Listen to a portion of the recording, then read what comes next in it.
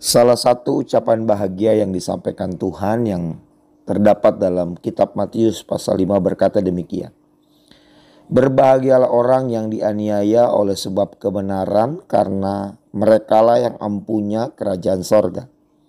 Berbahagialah kamu jika karena aku, karena Tuhan, karena keyakinan kita kepada Yesus, kamu dicela dan dianiaya, dan kepadamu difitnahkan segala yang jahat. Bersukacitalah dan bergembiralah, karena upahmu besar di sorga. Sebab demikianlah juga telah dianiaya nabi-nabi yang sebelum kamu.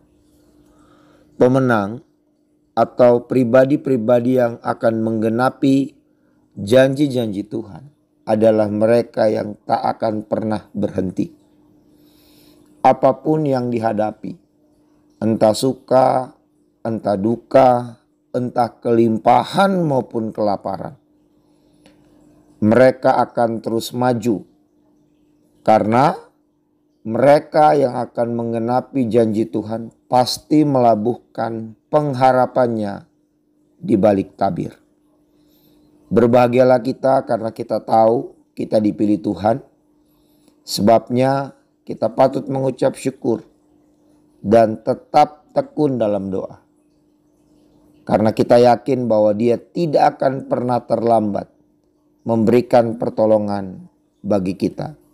Saudara-saudara kekasih di dalam Tuhan, saya ingin lanjutkan kembali kisah tentang seorang perempuan yang mengurapi Tuhan.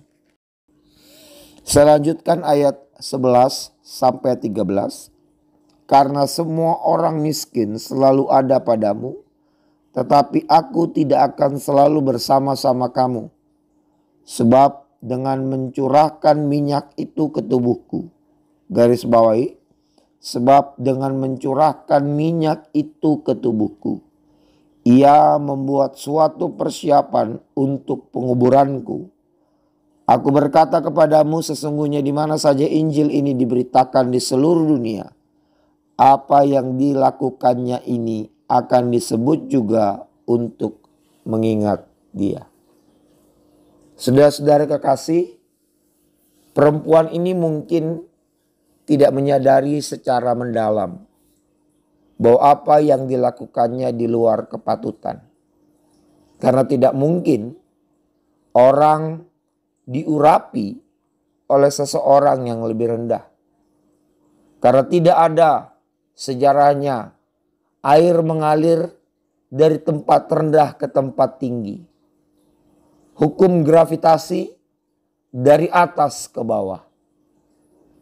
Namun di luar pengetahuan perempuan ini, ia melakukan sesuatu perbuatan yang hebat dan dahsyat.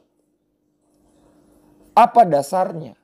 Dasarnya dia punya hati yang benar-benar melekat kepada Tuhan. Dia punya kemurnian. Dia bergerak dalam ketulusan. Tidak ada kredit yang dia ingin ambil untuk tindakannya. Ayo kita refleksikan hal ini. Waktu kita melakukan segala sesuatu, biarlah kita melakukannya untuk Tuhan. Cirinya apa? Cirinya kita akan dengan antusias melakukannya. Cirinya apa? Kalau kita lihat perempuan ini yang bergerak dalam ketulusan, maka dia tidak akan berhenti ketika dia dicemooh, dicela, difitnah. Karena sudah baik yang dilakukannya, dia mendapatkan respon. Buat apa pemborosan ini? Bagaimana dengan kita kalau kita melakukan segala sesuatu untuk Tuhan? Bagi sesama kita, dan kita mendapatkan reaksi yang negatif, bukan tepuk tangan, bukan pujian, bukan sambutan hangat. Apa yang kita lakukan? Apakah kita jadi kecewa dan akhirnya berkata, itu sia-sia. Lewat kisah ini kita diajar Tuhan untuk dapat merefleksikan hal-hal penting di kehidupan ini, mulai dari perkara yang kecil.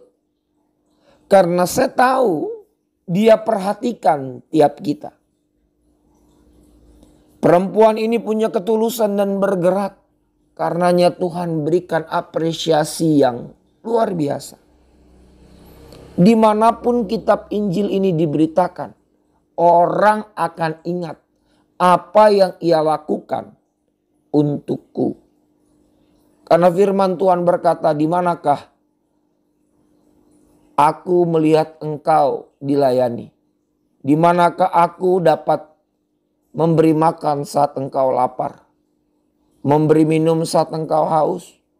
Di manakah aku dapat memberi pakaian di saat engkau telanjang? Yesus berkata, lakukan terhadap sesamamu, maka itu bagian yang kau lakukan untukku. Prinsipnya sederhana. Biarlah kita melakukan segala sesuatu untuk Tuhan, karena kita adalah hambanya. Dia yang jadi Tuhan atas kita tidak akan pernah terlambat memberikan upah. Jadi terus bergerak. Jangan pernah berhenti. Karena kita sadar upah besar menanti tiap kita. Selamat pagi. Tuhan Yesus memberkati. Amin.